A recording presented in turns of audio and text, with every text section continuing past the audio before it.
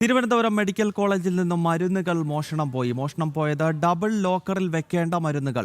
Narcotic പരിധിയിൽ വരുന്ന ഉറക്ക ഗുളികകൾ മോഷണം പോയതിൽ ഉൾപ്പെടുന്നു. മെഡിക്കൽ കോളേജ് അധികൃതർ പോലീസിൽ പരാതി നൽകി.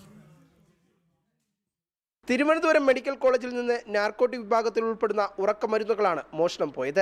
ഡബിൾ ലോക്കറിൽ സൂക്ഷിക്കേണ്ട മരുന്നുകളാണ് മെഡിക്കൽ കോളേജിലെ 14-ാം വാർഡിലെ മെഡിസിൻ സ്റ്റോർ റൂമിൽ നിന്നും കാണാതായത്. വെള്ളിയാഴ്ച രാത്രിയിലാണ് മോഷണം നടന്നത്. ഇന്നലെ മെഡിക്കൽ കോളേജ് അധികൃതർ പോലീസിൽ ഔദ്യോഗികമായി പരാതി നൽകി.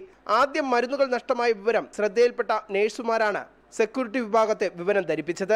പരിശോധനയ്ക്കിടെ നാർക്കോട്ടിക് വിഭാഗത്തിൽ ഉൾപ്പെടുന്ന ഉറക്കഗുളികൾ ഉൾപ്പെടെയുള്ള മരുന്നുകളാണ് നഷ്ടമായതെന്നും മെഡിക്കൽ കോളേജ് അധികൃതർക്ക് വ്യക്തമായി. മരുന്നുകളുടെ സ്വഭാവം കണക്കിലെടുത്ത് ഇവയെക്കുറിച്ച് വ്യക്തമായ അറിവുള്ളവരാണ് മോഷണത്തിന് പിന്നിലെന്നാണ് അന്വേഷണ സംഘത്തിന്റെ പ്രാഥമിക നിഗമനം.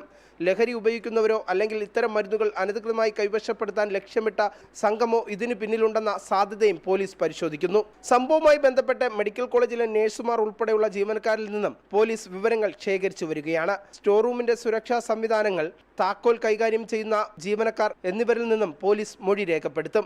ജനം, തിരുവനന്തപുരം.